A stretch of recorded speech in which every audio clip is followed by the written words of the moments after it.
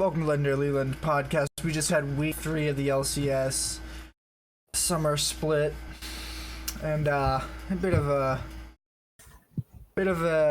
kind of upsetty weekend. A little bit.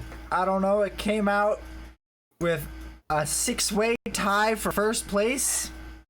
You wanted a 10-way earlier. I did want the 10-way tie. That would have been closest you're gonna get. The best meme. But now we have a 6-way tie. But that's a topic for later. The other big news, I'm still waiting to get into the freaking game of TFT. Oh my god, no one cares. I want it. Just let me on the PvE, right? Just let me in. Let me in. Let me in. I've got 3 computers trying to log into this motherfucker. Just won't let me do. You're despicable. You have no backbone. I'm just hoping that the server shut down today really lets me get right on in there.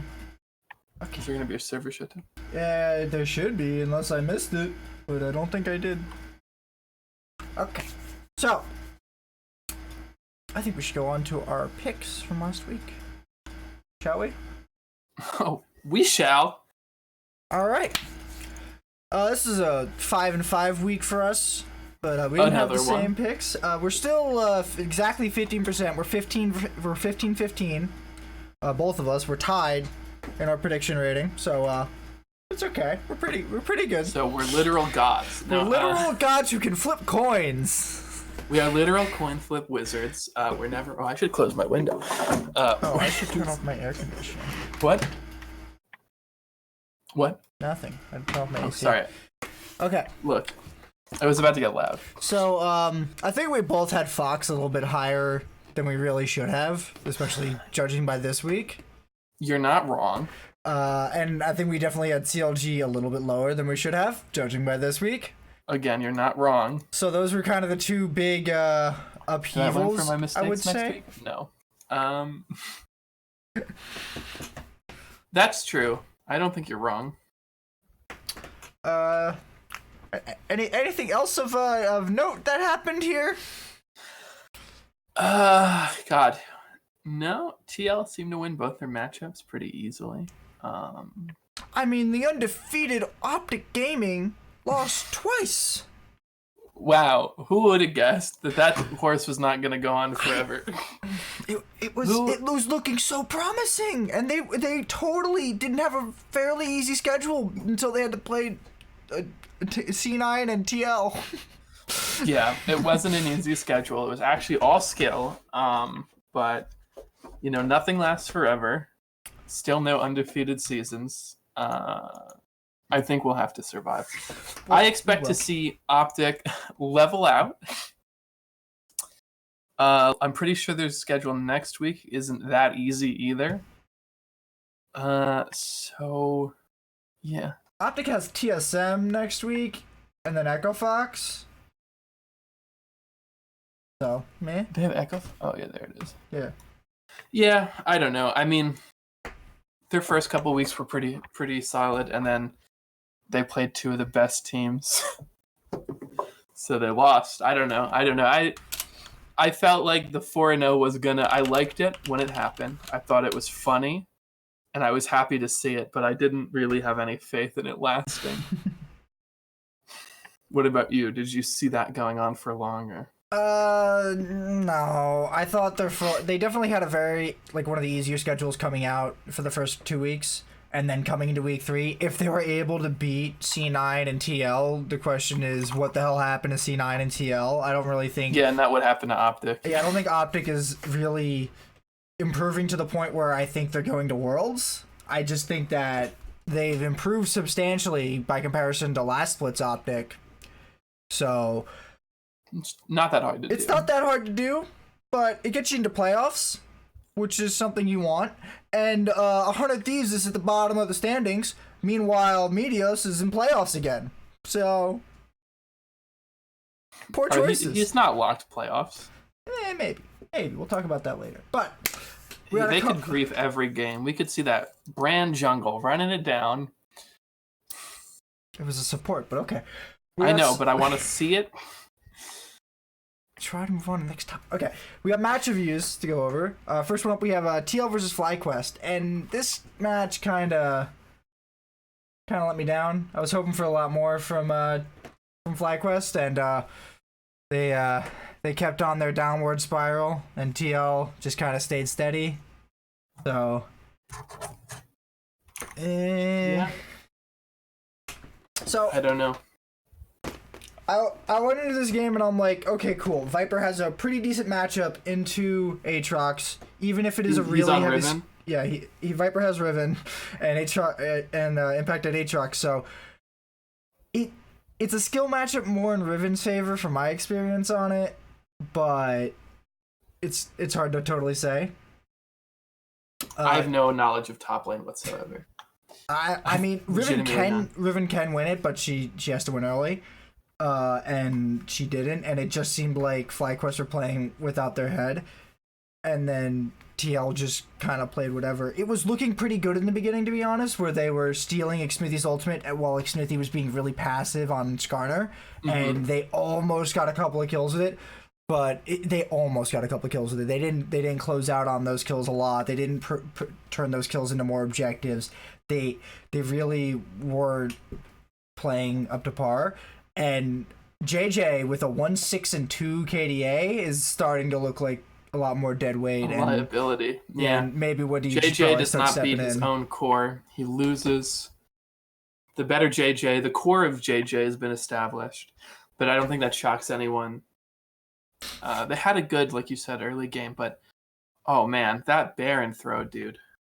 Oof. Dear God. Oof. And then the second fight at Baron Pit where double lift was Caitlyn autoing it over the wall, and they were just killed 4 people for free into Baron. Oh my God. They looked so discoordinated. Like after the early game, they just looked like they didn't know what they were doing. They didn't know what they needed to be doing. They were just like chilling. And TL waiting has a crazy siege comp. Yeah. I mean, yes.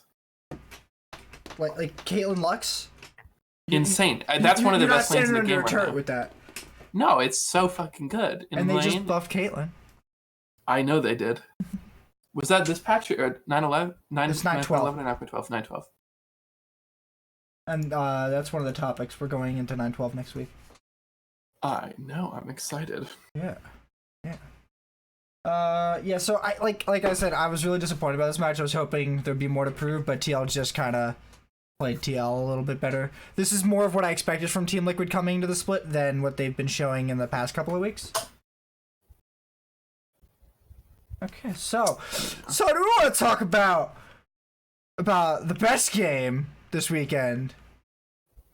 And that's the Cloud9 versus TSM match. Do we have nothing more to say about TL Fly? I don't. Yeah, me either. I don't know. I feel like, well, I guess all I have to say is I think we both rated Fly higher because of last season, but looking at their games before this, I can't say I'm especially shocked at how this game went.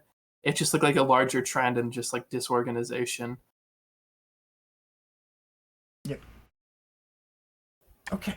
So on to the TSM C9 match, which oh boy, was I enjoying this match quite a lot, because Bjergsen is pretty good at League of Legends. Sven is pretty good at League of Legends, and Broken Blade, he picked Poppy, and they had Gragas, Aurelia, and Yasuo. That's true. Where you going, guys? Fountain. I got a one button to stop all your movements in a team fight. Where you going? Licorice? Yeah, and they never even got off the ground. Yeah. Like, that's the thing. They had an okay early game. The early game looked pretty even, honestly. I didn't feel too bad. What really in my eyes started to throw it is when there was the fight in the top river bush. Sneaky TP'd up. He immediately got E-auto'd by Skarner. Right? Like, things were not going well for the homies. Things were looking bad. I don't know. After that fight, when they just lost everything, it went from, like, I think a 3-2 or 2-3 to a way, way, way in the favor of TSM. And I think that there was just, like... I mean, there was coming back from it, but just they didn't. Yeah. You know? Like... I mean, I don't know. TSM's not a team that really gets come back on a lot. Unless it No, I unless it know. is C9 or TL, that it just basically doesn't happen. Well, it was C9, and I didn't expect it to happen because they were on such heavy scaling champions that were so item reliant on Aurelia and Yasuo and their solo laners, and yet they really had just nothing on those champions by the mid game. They had no items. Well, they had items, obviously, but they didn't have enough items. TSM was hitting all their power spikes first, obviously. It was just a shit show. It was a bad time. Yeah, TSM had a lot of control that game. I think an early Ocean Drake with their comp was probably amazing. I agree. Ugh. Early Ocean Drake is loved by every single one of those champions so much because of all the sustain that it brings. And then they had a Mountain Drake on top of that, giving them some DPS on objectives and Baron. That just it's just a recipe for control, and I love it. And it was amazing. I love the draft. I don't like the team comp doesn't seem to look like it does any one thing particularly amazingly. It's honestly not that great at sieging. TSMs, yes. Yeah, I agree, but I mean it's scrappy. Team comp of C9 was a shit show. But yeah, TSM's comp is actually really scrappy. It's kind of a pick comp, but like you want to team fight that comp? They might be kind of low range, but their low range hurts, and they have a Skarner. Yeah. Ooh. Yeah, it was definitely wild as hell, and I wasn't sure. I hated the draft. I really wish we saw Sneaky on the mage, or just not something else. They had no real front line, and their team fight was kind of bad. And by kind of bad, I mean pretty fucking bad. I think Varus is kind of a weak option right now because he doesn't bring a lot of wave clear. He's really kind of poke oriented.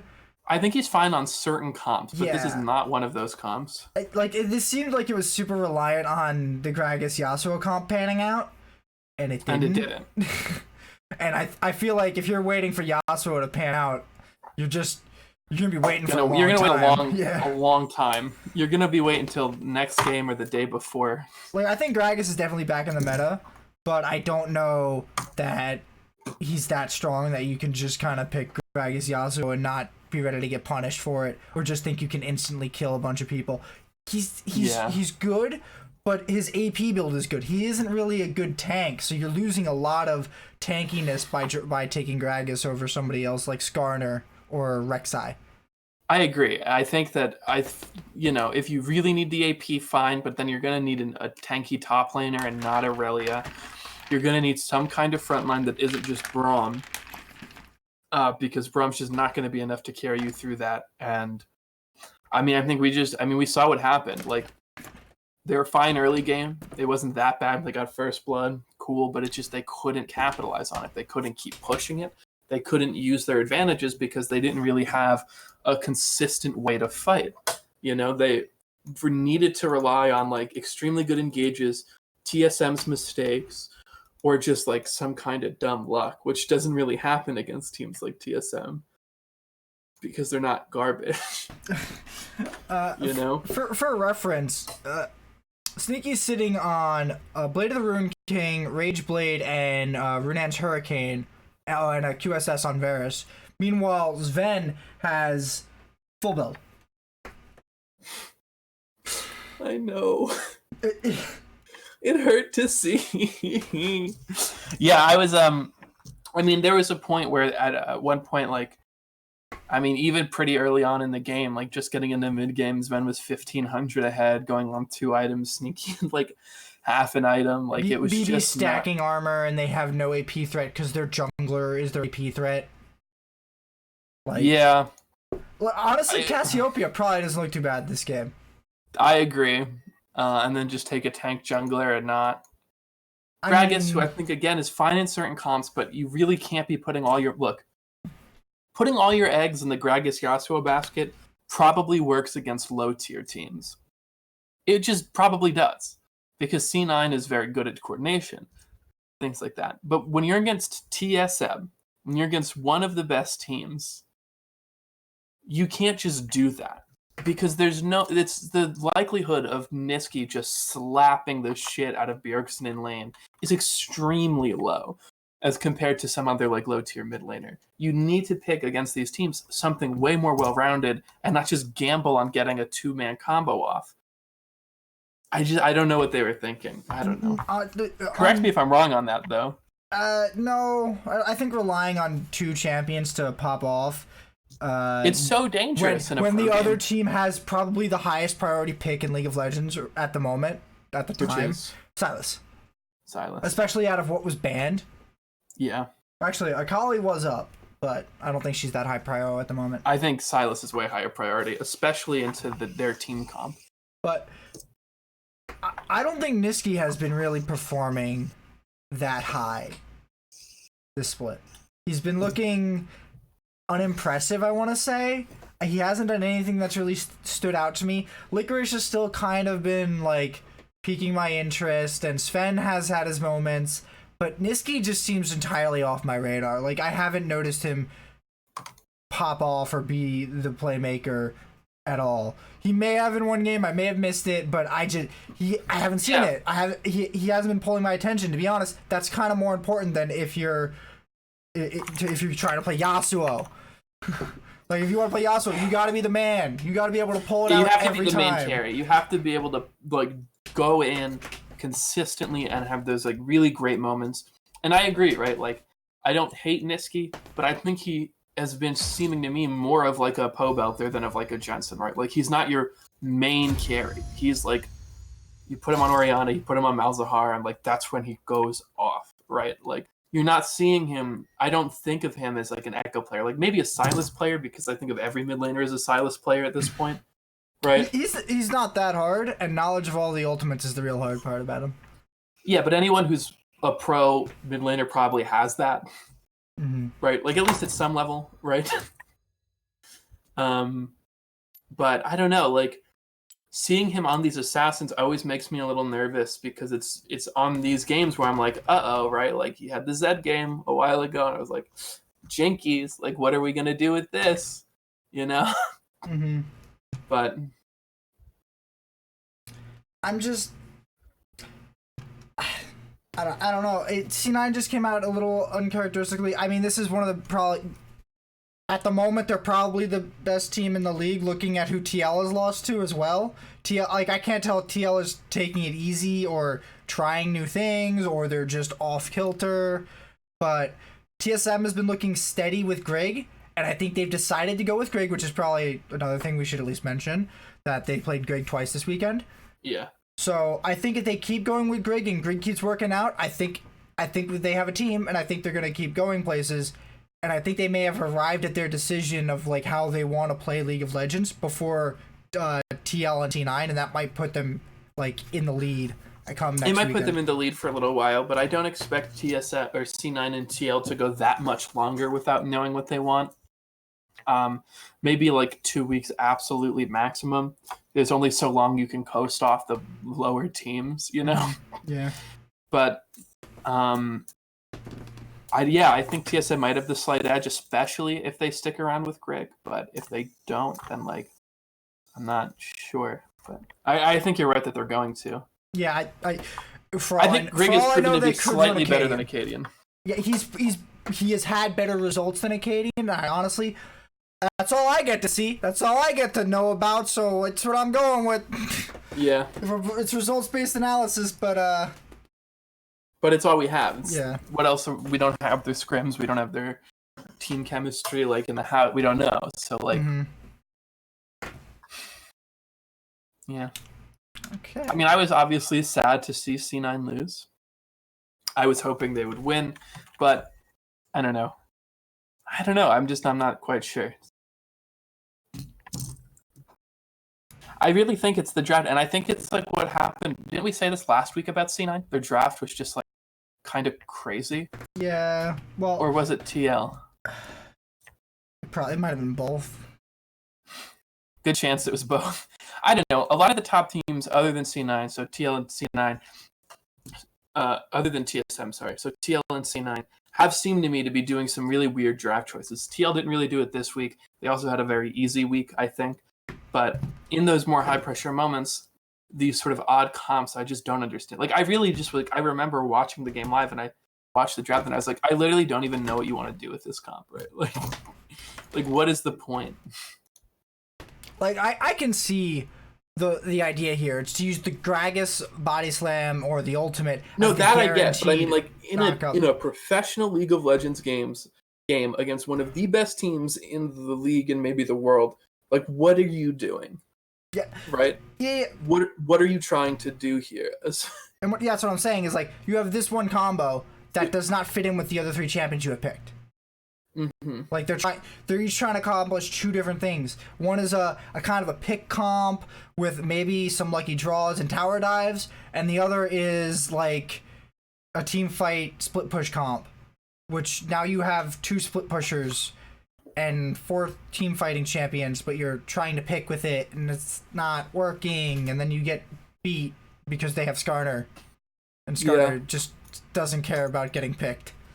Yeah, he's like, okay, fine. Like, he's like, okay, now you're getting picked. Yeah, now, and back to you, right? Like, more at 11, right? He just pulls you. And I mean, Greg Skarner was really good. The Skarner, I think, I'm surprised more people aren't banning it. It seems to be used extremely well by basically every jungler. Mm-hmm. It's easy to play. And it offers an obscene amount of utility and tax on the enemy team by demanding that at least 2 to 3 of their players, at like minimum, buy a QSS, just 1,300 gold of stats that could have gone to damage, health, anything else. And it has to go to MR too. It can't even go to armor, which would probably have been better itemization for TSM's comp in a few instances. No, exactly. That's why Skarner is crazy. This is just a general comment that I'm surprised more teams aren't banning Skarner, right? Like, especially they might now. They might now, but I mean, like, I was surprised Fly didn't ban it against TL. Remember, they showed the stats. Like, Smithy's 10-1 in his career on Skarner. Yeah. Like, he's crazy on Skarner, and they just keep giving it to him. And, like, I am so shocked that teams keep letting this happen. Because, like, it's not that hard of a fix. You know, you ban Skarner, and then you don't have to worry about Skarner. Alright, I think that's it for the TSM C9 coverage. Yeah, RIP. RIP. Free 9, dude. Free 9. Alright, so, we have a 6-way tie for first place. That we do. I need to pull up the standings. I don't remember who. I could probably name them, but I'm gonna be sure about this. Standings. Okay. So we have TSM, Cloud9, Counterlogic Gaming, Team Liquid, Golden Guardians, and Optic Gaming all tied for first place with 4 and 2 wins. Followed in 7th by Clutch Gaming at 3 and 3. Then the rest of the packs 1 and 5. So, here's the question. Is this the playoff teams? I'm not saying they're positioning. I'm just saying. Yeah, you're just saying, are these the teams in the playoffs? Yes. Fuck.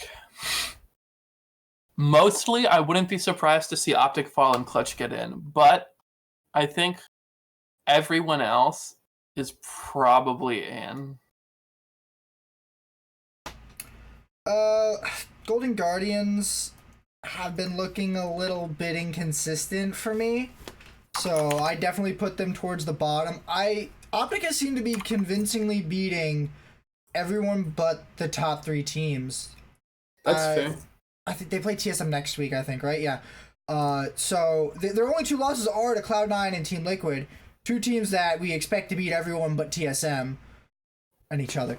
Yeah. So I think Optic are honestly the strongest to stay out of GGS and CLG and them.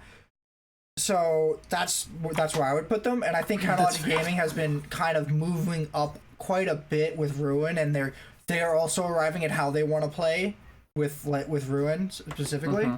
So I guess that's a good thing.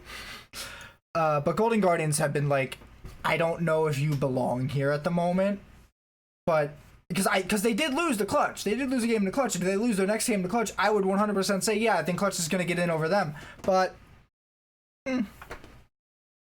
Yeah, it's really close, and it's hard to entirely tell. But I would probably agree that this is this top 6 is our final top 6 and our playoff teams.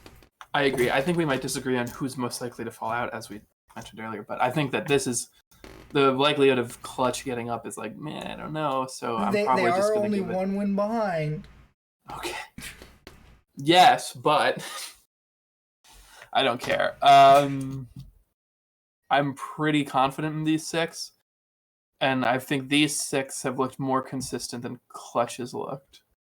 Mm-hmm. So there's that. But I don't know, it feels weird. Like, I was not, frankly, expecting this to happen. I was not seeing a 6-way tie happening either. I was expecting someone to pull ahead of the pack. I wasn't expecting TL and CLG to drop games like they did. Mm-hmm. Who's C9's other loss besides TSM? I don't remember. Let's go look at the schedule. I wish I could look at the schedule for a single team. C9. Golden Guardians. Golden Guardians? Oh, yeah, I remember that. That was really lucky. From Golden Guardians or from C9? For Golden Guardians. That was a really lucky moment they caught them at there. Yeah, but sometimes that's all it takes. But I don't know. I feel like in the second game, I still would likely favor C9. So. Oh, I would still favor C9 if they were to play this weekend. Yeah. So yeah, I think I don't know. There's not a lot to say there. I think there's probably more to say about why the other teams aren't in. But yeah, it just, which is that some of them are playing extraordinarily inconsistently, and some of them are playing only a little bit inconsistently, but pretty dang inconsistently. One of them seems to have an entire structural problem with their entire game system, whatever you want to call it. Another one just a couple of them seem to have identity issues with they don't know what to do with themselves. So that's Echo Fox and FlyQuest, and then Clutch just they're just not there yet. Their variance is too high, and they can't really. They just can't crack that egg, and they can't get in. Yeah, I don't disagree with any of that. Having Hooney is just flat at the moment. He just seems to be the highest variance player in the league almost.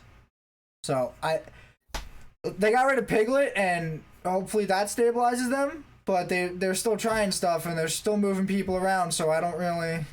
It doesn't look like it has been. I mean, they look a little bit better, but they look better than the other 3 below them. But I don't think it's enough. Just. Mm-hmm. Okay. All right. I think that's good for that topic. And we are blazing through these. We're halfway through the show. Oh wow! Time flies when you're talking League of Legends with your good buddy Ant. Yes, it does. Okay, so. Immortals and Dignitas have both bought their way back into League of Legends after being summarily denied franchising. Now, when I wrote this, I thought Immortals had a lot more of a branding change than they do. They don't I thought their logo had entirely changed, but it was an overarching entity, if you will, that owns the whole group of the Valiant is their Overwatch team, and then Immortals is a bunch of other things. And now they also own Optic. Yes, Optic. Yeah, so we're going to see Immortals Meteos if he stays on the squad, which is going to be sick. Shout out Immortals. I'm glad to see them back. I'm more excited about Dignitas because I'm an old fan. I'm an old man. So something that's also important is that the entire management structure for these, like the business side, entirely different. Nothing the same from how they were when they were back in the LCS. I think Dignitas might be more similar to the second time they were in the LCS, but not the time before that. Is that the shifter time? They might have both been the shifter time. No, they might have both been the shifter days. No, I think the shifter days is in the original Dignitas days. Oh, okay. Before they bought their way in on Apex, and their new branding just gives me a headache. Cause have you seen Dignitas's new branding? I actually have not. You should just go look it up because it's really. I just miss the alien. The alien was so I loved that, and it's really nostalgic. It was so good.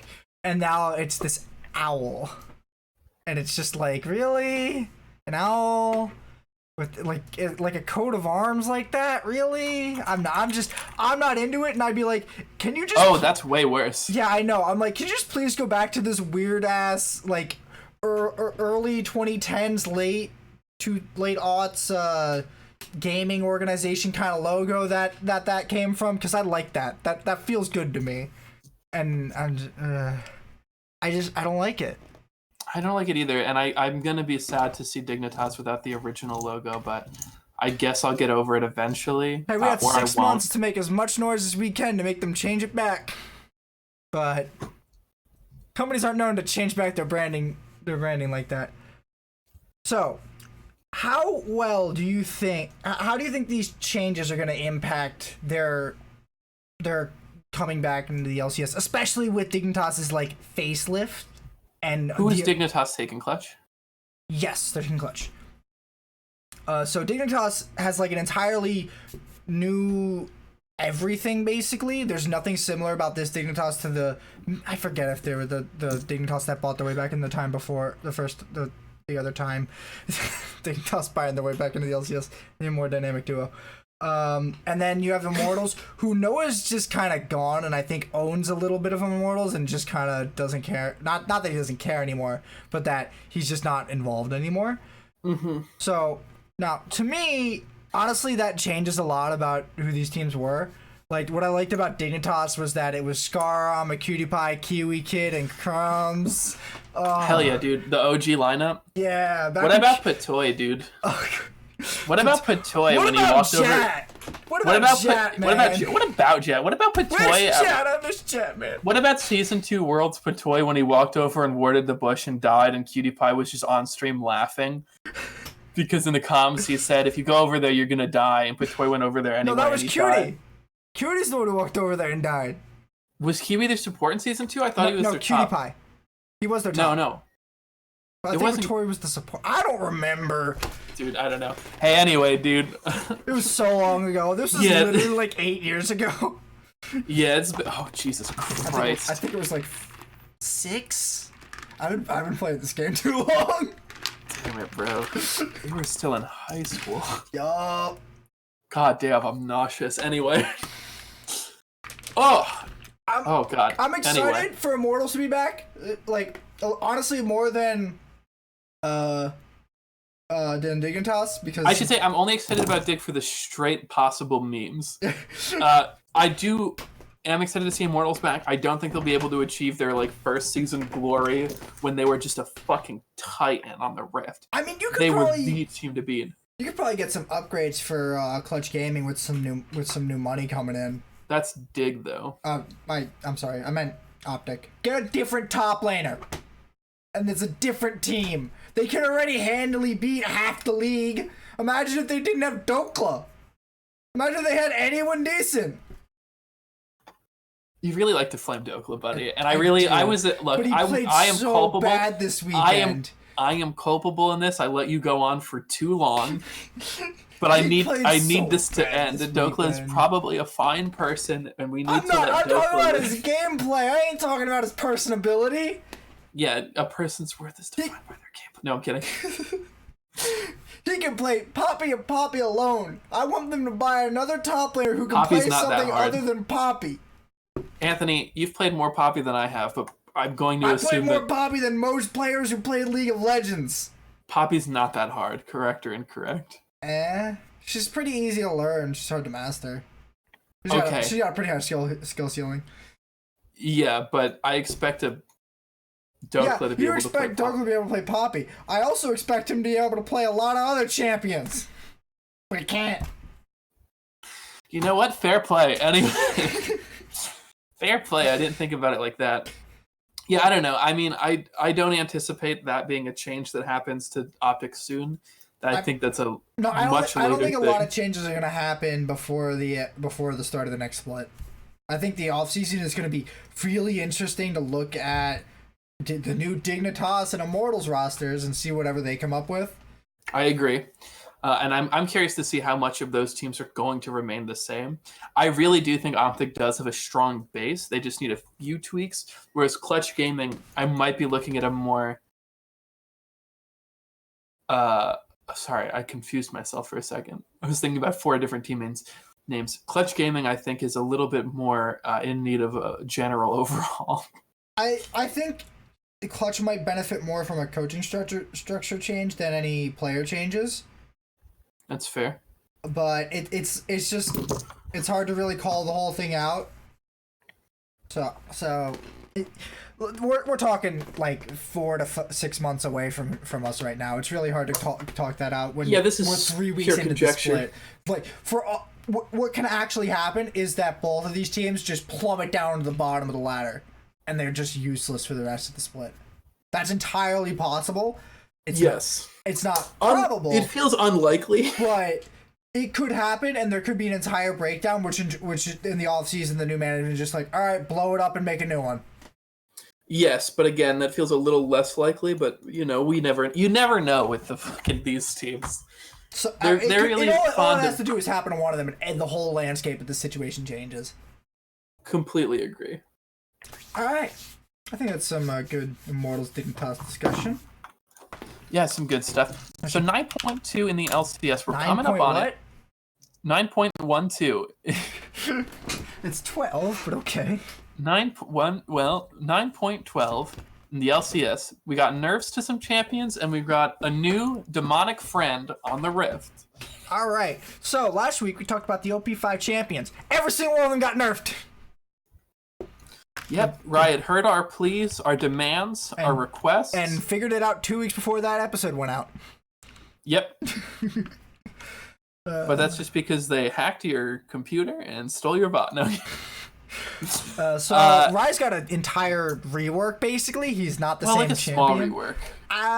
It's as big as his other reworks, to be honest, besides changing his ultimate again. That's fair. Like, you just don't change... Like, between... The first, I think he has other reworks before that. I don't remember, but the first rework where they made his ultimate a different kind of overload was the same thing, and now they just didn't change his real ult, and now it's just the same range at all times. But it's better. So Rise, yeah.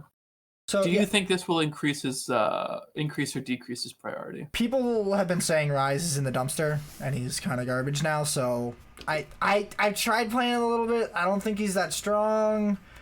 I played against him, and he doesn't feel like his early game feels a little better, but at the same time, he lost his shield, and by losing that shield, it makes him squishier. So I can just kill him. And it doesn't matter that he moves faster because he's dead.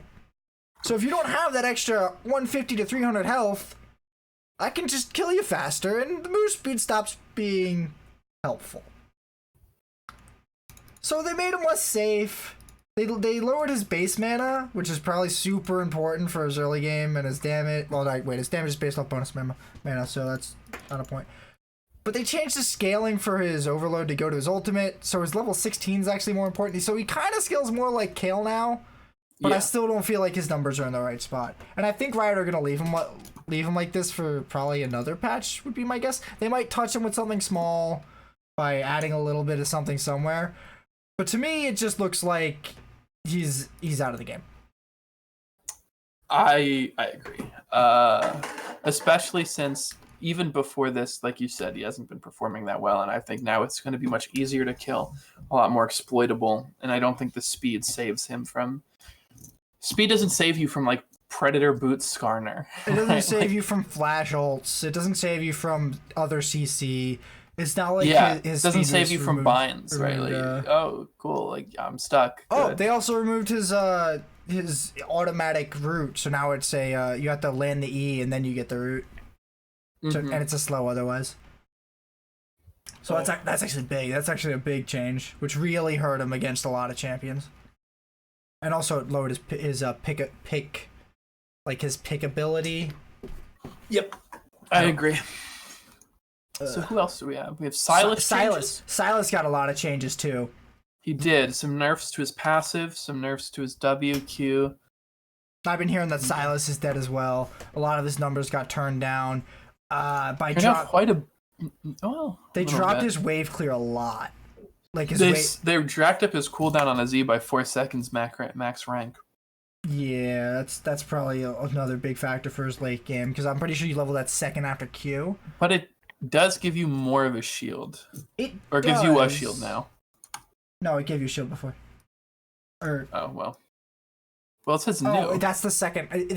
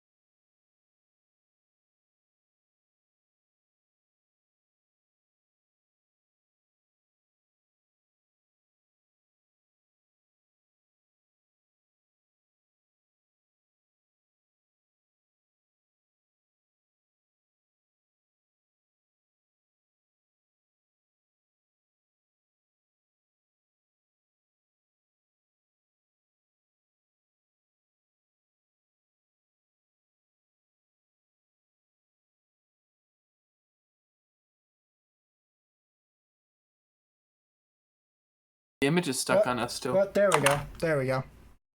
Okay. Wait, hold on. Let me put my camera back on.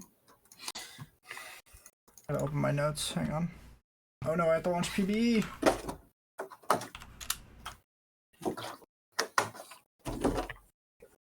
Let me know when we're actually starting again.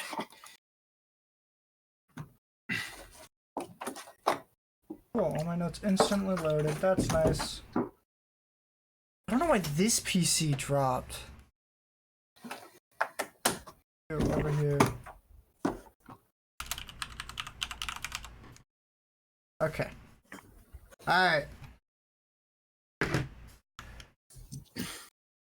Alright, let's just go for it. So we were in the middle talking about Silas. Yes, we were after that scary break we just had. Okay. Yeah, we had an accidental break where we briefly died and went to hell, and we fought our way out. We're now 20th level adventurers, and you're ready to take on Silas. The Tarask. We're ready to 2v1 the Tarask. Okay. I'm now a 20th level fighter. How many clay golems am I allowed to bring? Fuck, how many can you summon? I don't know. They come in scrolls. Well, however many rounds this dish lasts. Alright, so yeah. Okay. Silas. Pretty gone, I think. From what I've been hearing. Pretty gone, but I don't know if he's completely out of the meta, if only because the utility he offers is insane. I think he's still pickable if your opponents pick an insanely good teamfight comp. Or if your opponent picks Skarner, and one other champion that's got a really good ult to steal, I think it's still probably worth it. Because they didn't touch. What? Or they pick Rise mid and you can just bully around too. Yeah, it's like they didn't touch his ult, so his ult still has a crazy short cooldown, right?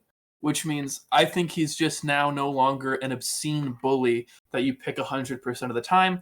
And you maybe pick him like 70% of the time, or like really specifically into just super, super strong enemy ults. But that seems fine to me. Okay.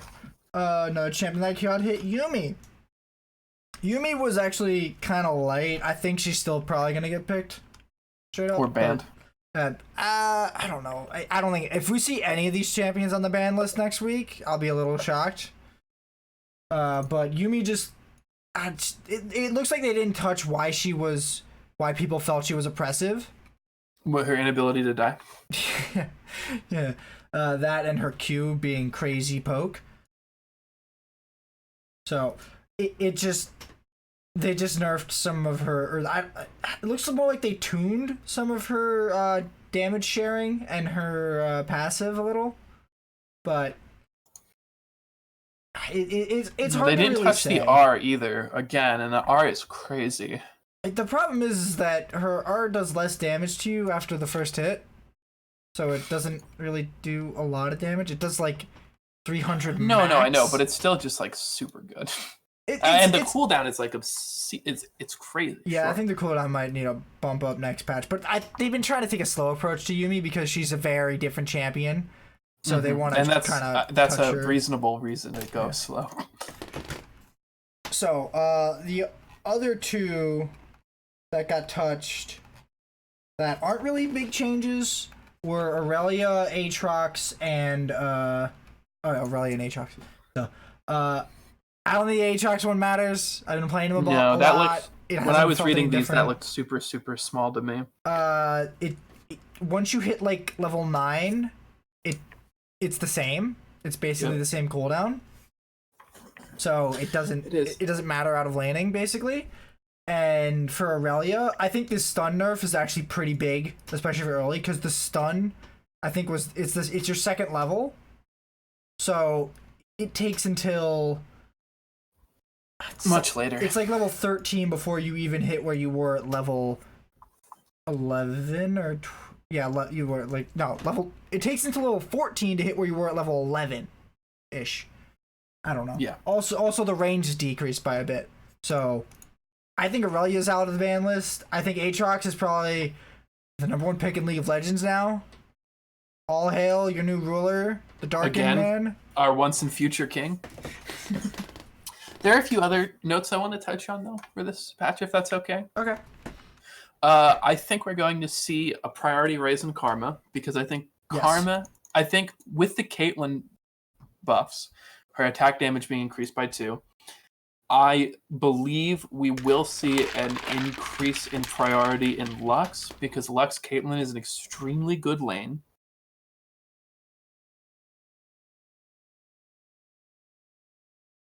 Oh, not you too.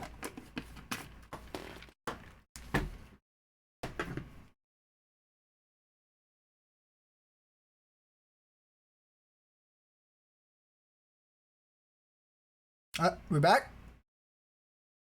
Hello? Uh-oh. Okay. Hello? Okay. Are we back?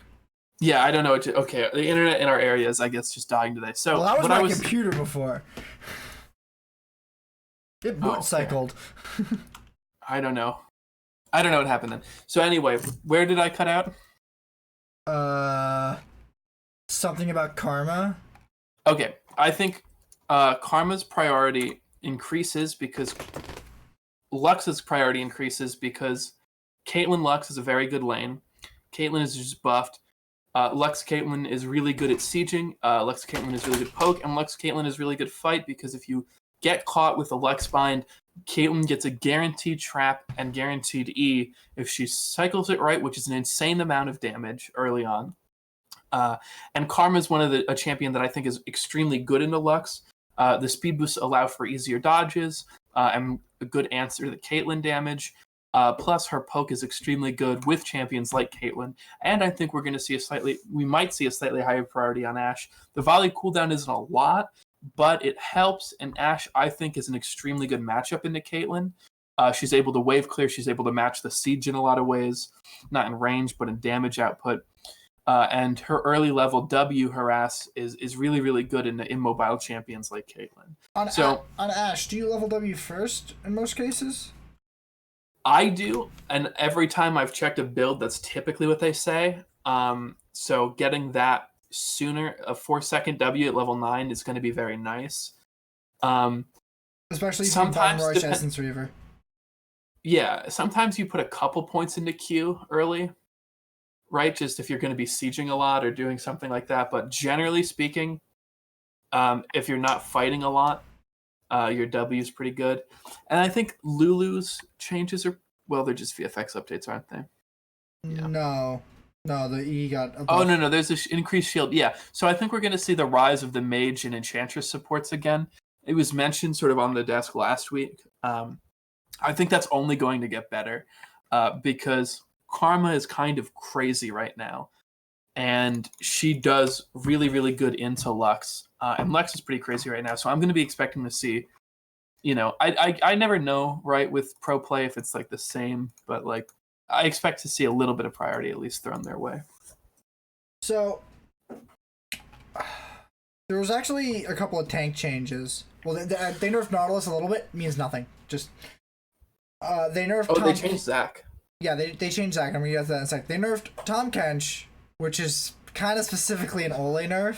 Bench the Kench. Because he's the only one really playing it. So, and goddamn, does he play it well? Yeah, he plays it pretty good. But please nerf this champion more, or whatever you do, change it so he gets out of top lane. I don't want to see this man in my lane anymore. And make sure he doesn't come back to bot lane either, because it's horrible down there. So, Zach got some changes, which are looking interesting. Because they're upping his W base damage, which it's not a big bonus, but you get like 6 of these off on a camp. That's an extra 60 damage from every level. Like level 1, that's a lot. Which you can be level 2 instantly. Well, actually, wait, no, that's level 1 because you're not gonna pick it up. Okay. And then his ult got a shorter knockback, which is actually kind of a buff because you can hit them again if they're not knocked back as far. So it's kind of hard to be like, well, he's not displacing them as far, so it's a trade-off, basically.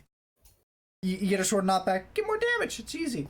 Corrupting Potion means nothing. So, on to the big boy. What did they change about it's 15 at all levels now, which means nothing. You sell it by the time it's worth anything.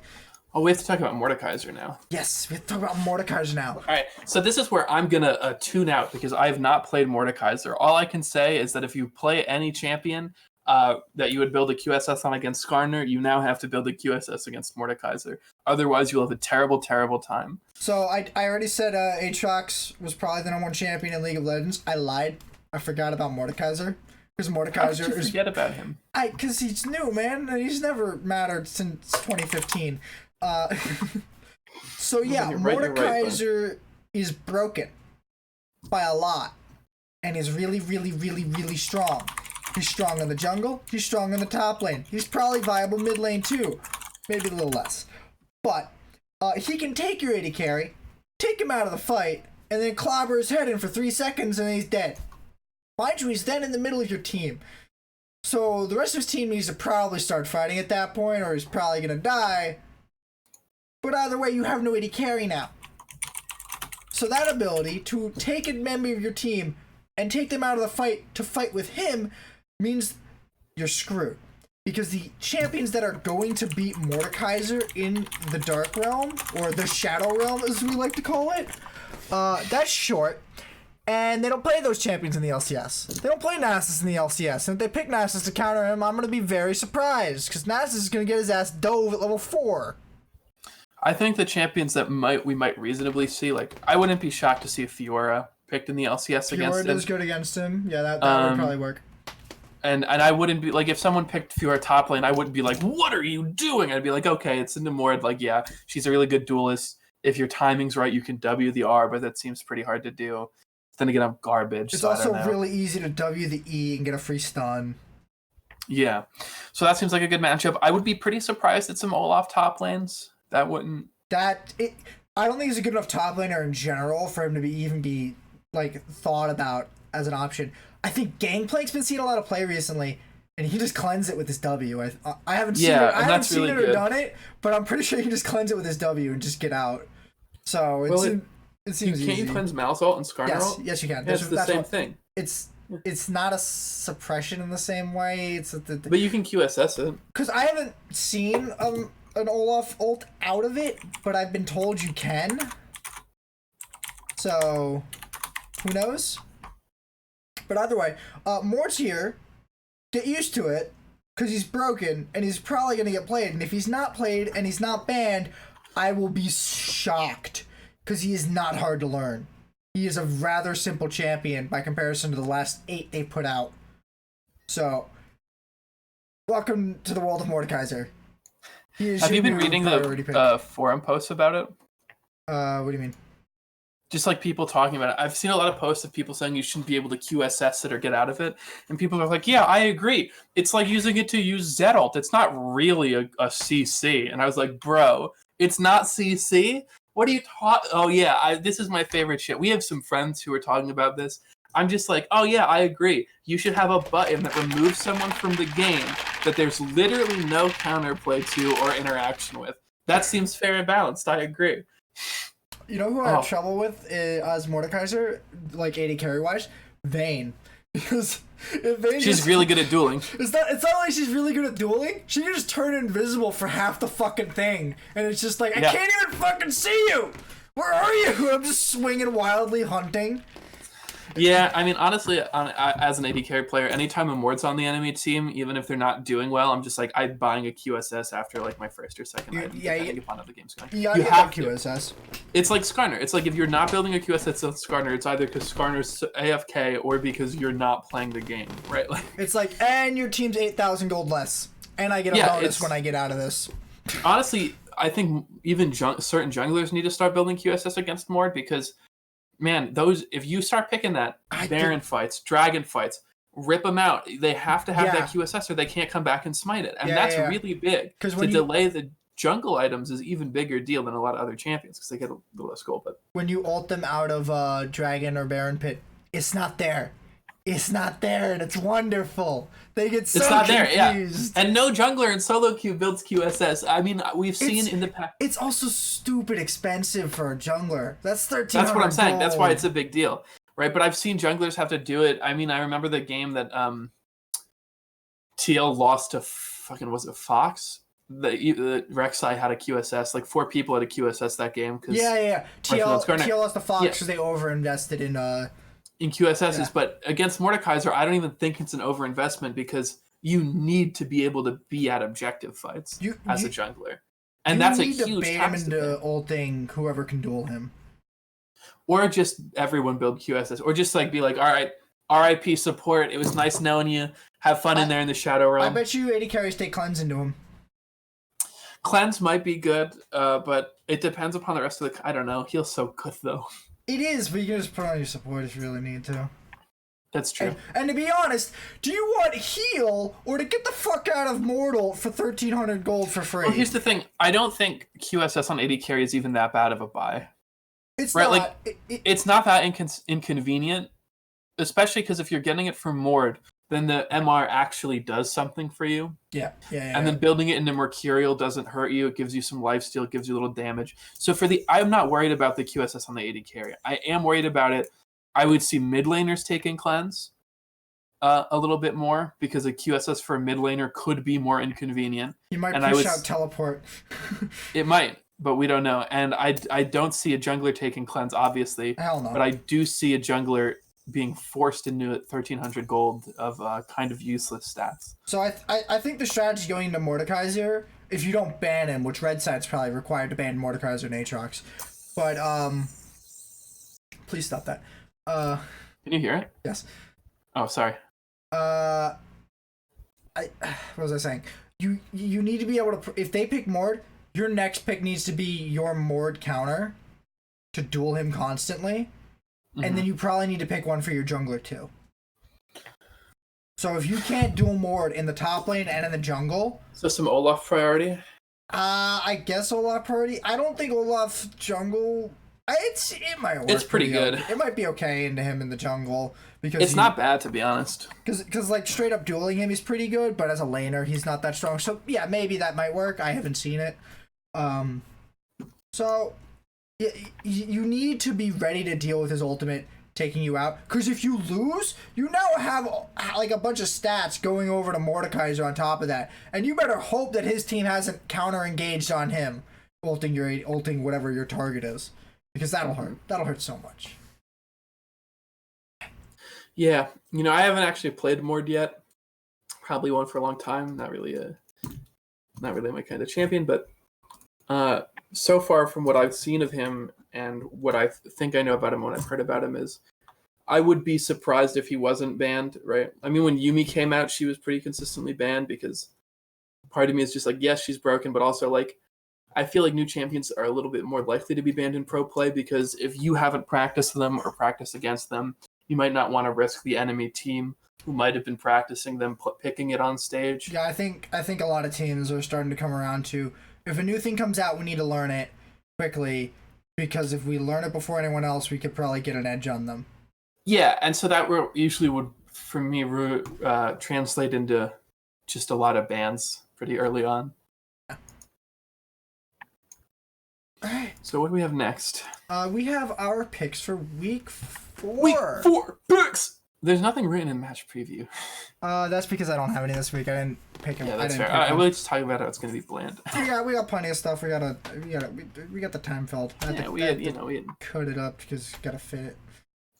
But we could. All right.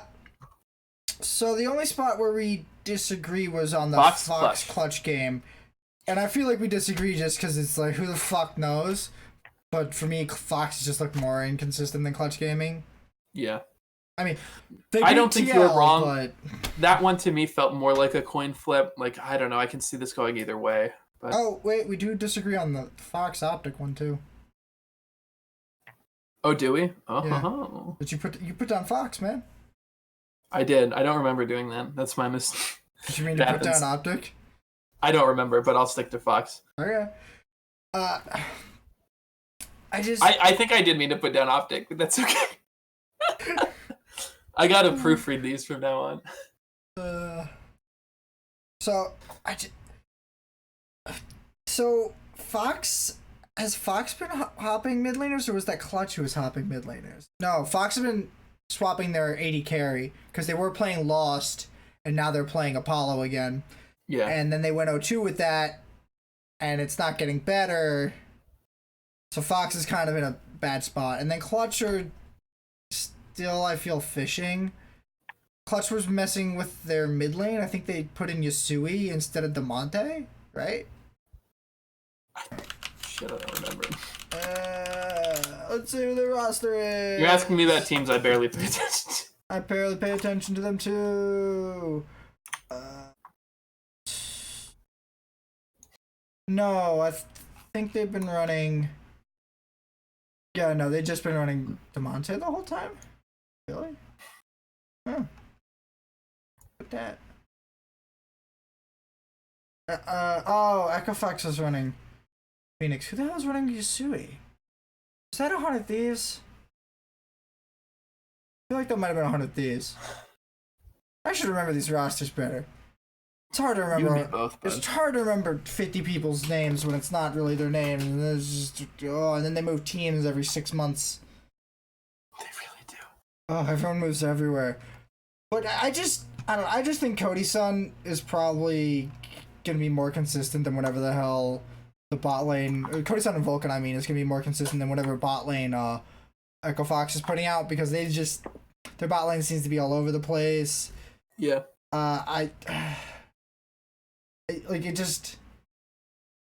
Rush feels like he's not like popping off as strong as he used to. Solo's been looking good, but he hasn't been looking good enough. That's true. And Huni should probably be able to beat Solo, but it's Huni. So you never know. You never know which one you're gonna get. Lyra's been looking better, to be honest. Yeah. But not like crazy. Yeah, not crazy. So yeah, it's hard to predict this. I think it's a close match probably. They're like I don't know, they're actually Clutch is 2 wins up on the bottom 3, but they're still right next to each other in the standings. So it's anybody's game. I don't know. Talking about low tier games just kind of makes me sad that I can't talk about like a TL versus C9 match, or a C9 versus TSM match, or TSM versus TL match. It just, can I have some of those, right? I want some of those. Those are fun to watch. Those have gameplay. These ones just make me sad.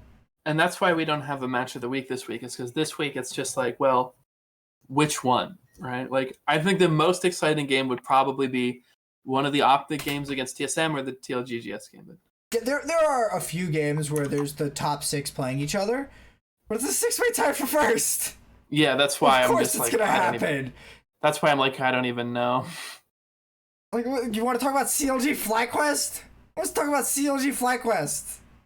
I don't know. I'm gonna be paying special attention to Optic TSM to see if Optic can beat TSM, or at least look decent, not horrible. Yeah, that might be interesting to see them play the one. To see if they just like lose okay and not lose like terribly. If Optic actually manages to beat TSM, it'll probably be a pretty good story, but I don't see it happening. I honestly don't think Crown's been playing pretty good, not gonna lie. But I think Bjergsen has been playing better. There's a reason he got Player of the Week last weekend. So, I don't know. Bjergsen I think is just a better hard carry, whereas Crown just seems to be trying to hard carry. It doesn't seem like he's really comfortable being the hard carry, and it seems like he might only be able to do it on TF. So, and Bjergsen can play TF2 apparently, if last weekend's anything to go by. Yeah. There's not much to talk about there. Maybe they prove me wrong and they have some real interesting matches this weekend, but looking at it now, I'm not feeling it. Yeah. All right. You want to take us home? Yeah, let's do it. That'll be it for this week on the Legendary League Lens podcast. You can catch us, hopefully, we're good next Monday at 7, right? We are good next Monday. Okay, cool. Mondays at 7 Eastern on twitch.tv/NizzyTV2K11. Catch the VODs on my YouTube channel. Have a nice day.